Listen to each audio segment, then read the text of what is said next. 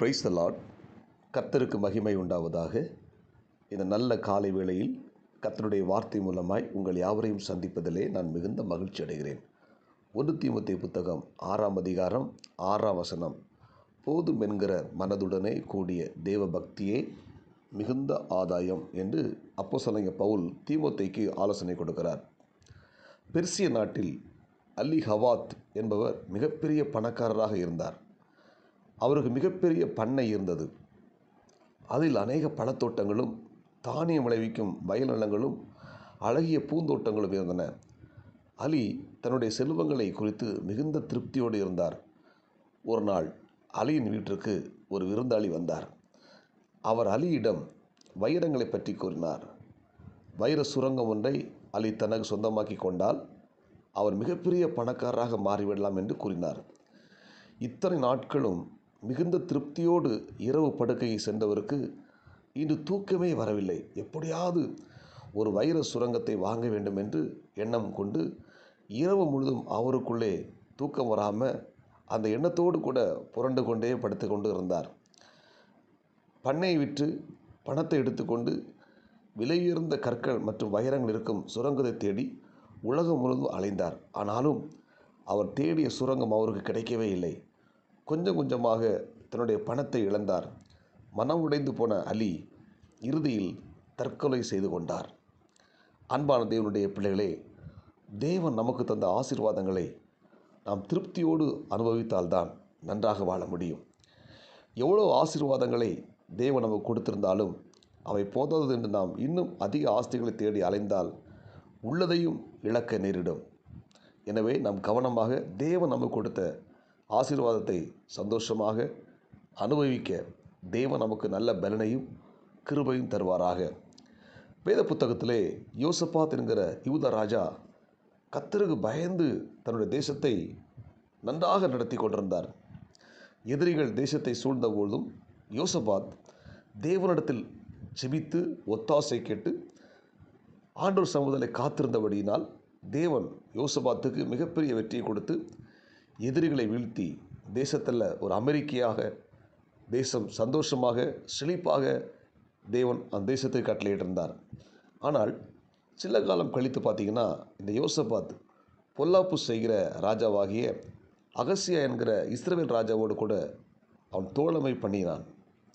பின்பு அவள் இருவரும் சேர்ந்து தர்சீசுக்கு போகும்படிக்கு பொன்னை கொண்டு வரும்படிக்கு கப்பல்களை செய்தார்கள். ஆனால் அவைகள் உடைந்து போயின. அவர்கள் தர்சீசுக்கு போகக்கூடாமல் போயிட்டு மிகப்பெரிய நஷ்டத்தை அந்த யோசபாத் சந்திக்க நேர்ந்தது. அன்பான தேவனுடைய பிள்ளைகளே, இந்த யோசபாத் ராஜா தனக்கு தேவன் கொடுத்த ஆசீர்வாதங்களும் நன்மைகளும் போதாது என்று சொல்லி அதில் திருப்தி அடையாமல் அவன் என்ன செஞ்சான்? இன்னும் அநேக ஆசீர்வாதங்களை பெற்றுக்கொள்ள வேண்டும், இன்னும் அநேக காரியங்களை சம்பாதிக்க வேண்டும் என்று சொல்லி இவன் அகசியா ராஜாவோடு கூட தோழமை பண்ணி இவன் கப்பல் செய்தபடினால் பொன்னை கொண்டு வருவதற்காக கப்பல் செய்தபடினால் ஆண்டவர் அந்த கப்பலை உடைத்து போட்டார்.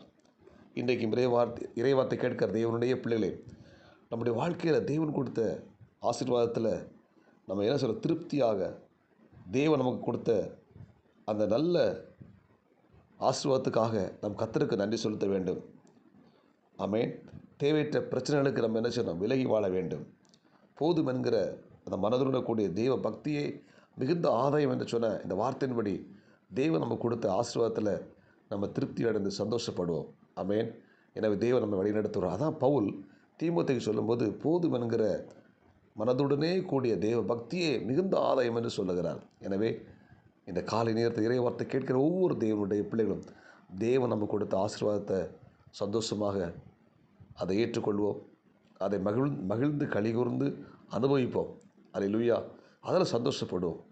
இன்னைக்கு அநேக குடும்பத்தை பார்க்குறேன். அவங்க என்ன செய்கிறாங்கன்னா, இன்னும் நம்ம ஆசீர்வாதத்தை பெற்றுக்கொள்ளணும், இன்னும் நம்ம சொத்துக்களை வாங்கணும்னு சொல்லி சொத்துக்களையும் நகைகளையும் பலவிதமான காரியங்களை செய்வதற்கு பிரயாசப்பட்டு இன்னைக்கு அநேக தேவனுடைய பிள்ளைகள் பெரிய நஷ்டத்தை வாழ்க்கையில் பெற்றுக்கொண்டிருக்கிறார்கள். நாம் அப்படிப்பட்டவர்களாக இராமல் தேவன் கொடுத்த ஆசீர்வாதத்தை நாம் சந்தோஷத்தோடு கூட அனுபவிப்போம். அதற்காக சந்தோஷப்படுவோம்.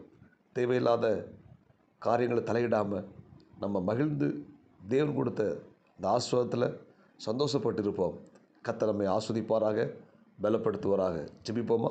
பரலோக தேவனே, இந்த காலை வேளை இறைவார்த்தை கேட்ட ஒவ்வொரு தேவனுடைய பிள்ளைகளும் போதும் என்கிற மனதுடனே கூடிய தேவ பக்தியே மிகுந்த ஆதாயம் என்ற வசனத்தின்படி தேவன் கொடுத்த ஆசீர்வாதங்களை சந்தோஷமாய் அனுபவிக்கிற அந்த பலனை கர்த்தர் கொடுப்பீராக. ஆண்டவரே, இன்னும் தான் அதிகமாக சம்பாதிக்கணும், இன்னும் சொத்துக்களை சேர்க்கணும், இன்னும் பணம் சம்பாதிக்கணும்னு சொல்லி குறுக்கு வழியில் போகாமல் ஆண்டவருக்காக நேர் வழியிலே நடந்து வர தேவன் கிருபை பாராட்டுகிறாக. இந்த இறைவார்த்தை கேட்ட எல்லா தேவனுடைய பிள்ளைகளையும் கர்த்தர் ஆஸ்வதிங்க. இந்த நாளுக்குரிய கிருபை கொடுங்க.